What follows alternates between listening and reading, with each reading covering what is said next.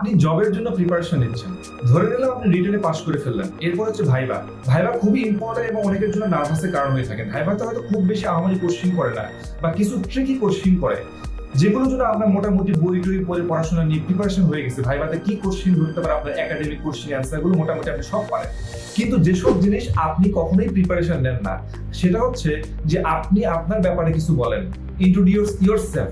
আপনি জানেন যেটা আপনি বলতে পারবেন, আপনি কিভাবে বলবেন যে আমার নাম এইটা, আমার বাসায় এটা, আমার বাপ এটা করে, আমি এখানে পড়াশোনা করছি।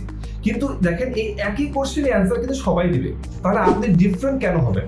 আপনাকে অবশ্যই একটু ডিফারেন্ট অ্যাঙ্গেলে অ্যান্সারটা দিতে হবে, যেটা কারণে আপনি অন্যের থেকে একটু ডিফারেন্ট হবে, তাদের কাছে আপনি পরিচিত লাভ করবেন। ফর এক্সাম্পল এরকম ভাবে বলা যেতে পারে, অলরেডি আমার বেসিক কিছু ইনফরমেশন সিভিতে দেওয়া আছে, সো আমার যেসব ইনফরমেশন সিভিতে দেওয়া নাই সেসব বিষয়ে আমি কথা বলতে চাই। যেমন আমি ট্যুর করতে পছন্দ করি, আমি ট্রাভেলিং করতে পছন্দ করি, আমার বই পড়তে খুব পছন্দ, আমি গান বাজাতে পছন্দ করি, আমি সোশ্যাল ওয়ার্ক টাইপের যেসব কাজ করি, যেসব ইনফরমেশন আপনার সিভির মধ্যে দেওয়া নাই, এই টাইপের কিছু ইনফরমেশন তাদেরকে বলেন, দেখবেন তারা ইমপ্রেস হয়ে যাবে। বিকজ অফ এই কোশ্চেনের অ্যান্সার অন্যরা এভাবে দিচ্ছে না।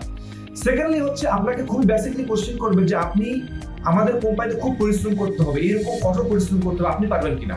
তখন আপনি বলবেন যে হ্যাঁ আমি পারবো। দেখুন, এর কোনো কোশ্চেনই অ্যান্সার হতে পারে না। আপনাকে অবশ্যই এক্সাম্পল দিয়ে বলতে হবে যে আমি প্রিভিয়াসলি বা আমি আমার ইউনিভার্সিটিতে এইরকম একটা প্রজেক্টের ডেডলাইন ছিল, সো আমি এইভাবে প্রজেক্টে সারা রাত বসে কাজ করছি, আমার কনফিডেন্ট যে আমার প্রচুর পরিশ্রম করতে আমি পারবো, বিকজ আমি প্রিভিয়াসলি এরকম করছি। তো যখন আপনি এক্সাম্পল দিয়ে কোনো কিছু অ্যান্সার দিবেন, তখন তারা কনফিডেন্ট পাবে। আপনি যদি শুধু বলেন যে হ্যাঁ আমি এটা পারবো বা পারছি, সো তাহলে আসলে তাদের বিশ্বাসযোগ্যতা পাবেন না। সো আপনাকে এক্সাম্পল দিয়ে বলতে হবে। থার্ডলি হচ্ছে আপনাকে বলবে যে আপনি অন্য একটা জব ছেড়ে কেন এই জবে আসতেছেন, ওখানে সমস্যা কি? আপনি কি বলবেন যে ওই কোম্পানিতে স্যালারি দেয় না, ওই কোম্পানিতে এই প্রবলেম ওই প্রবলেম। আপনি যদি এইসব প্রবলেমের কথা বলেন, তাহলে আপনাকে তারা সিলেক্ট করবে না, বিকজ অফ তারা চিন্তা করবে যে আপনিও যখন এখানে চলে যাবেন, আপনিও এই কোম্পানির বদনাম করবেন। সো কোনো কোম্পানির দুর্নাম করে আপনি অন্য কোম্পানিতে জব পেতে পারেন না। সো আপনি ওই কোম্পানির এমন ভাবে কিছু গঠনমূলক সমালোচনা করেন যেটা খুব নেগেটিভ ইম্প্যাক্ট করবে না, সেটা চিন্তা ভাবনা করে আপনাকে প্রিপারেশন নিতে হবে। এরপরে আপনাকে যখন জিজ্ঞেস করবে যে লাস্ট হয়তো কোশ্চেন করতে পারে যে আপনি আমাদের ব্যাপারে কোনো কিছু জানা আছে কিনা, আপনি হয়তো ভয়ে বা বলবেন না আমার কোনো জানা বিষয় নাই, কিন্তু এটা কিন্তু আপনার নেগেটিভ মার্ক। বিকজ অফ এটাতে মনে করতেছে কোনো মার্কিং নাই, বাট এটাতে অবশ্যই মার্ক আছে, আপনাকে অবশ্যই কোনো কিছু জিজ্ঞেস করতে হবে। তো আপনি কি জিজ্ঞেস করতে পারেন? আপনি যদি কোম্পানি সম্পর্কে স্টাডি না করেই আপনি ভাইভা দিতে যান, তাহলে তো আপনি কোনো কোশ্চেন জিজ্ঞেস করতে পারবেন না। কি কোশ্চেন আপনি আস্ক করবেন সেটা আপনাকে আগে থেকে প্রিপারেশন নিয়ে যেতে হবে। ফর এক্সাম্পল আমার একটা ইন্টারভিউতে আমি যখন গেছিলাম, তখন আমি আগে থেকে তাদের ওয়েবসাইট থেকে ঘাটাঘাটি করে আমি কি কোশ্চেন করবো সেটা আমি আগে থেকে প্রিপারেশন নিয়ে গেছিলাম। আমাকে যখন জিজ্ঞেস করছিল আপনার কোনো কোশ্চেন আছে কিনা, তখন আমি বলছিলাম হ্যাঁ আমি যদি আপনাদের এখানে জয়েন করি তাহলে আমি ওই প্রজেক্টে স্পেসিফিক প্রজেক্টে আমি কাজ করতে পারবো কিনা।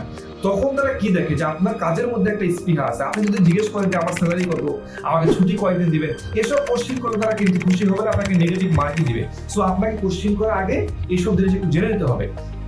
আপনি কিন্তু ইন্টারভিউর জন্য আপনি একাডেমিক সবকিছু কোশ্চেনের অ্যান্সার ফুললি মুখস্থ করে গেছেন, সবকিছু অ্যান্সার করছেন, কিন্তু যেসব বেসিক কোশ্চেন যেগুলো আপনাকে প্রত্যেকটা ইন্টারভিউতে করবে, এসব কোশ্চেনের অ্যান্সার আপনি কখনোই প্রিপারেশন নিয়ে যান না।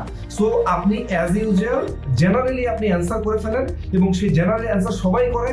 সো আপনি সবার মতো সমান মার্ক পাবেন, অন্যের থেকে আপনি ডিফারেন্ট হবে না।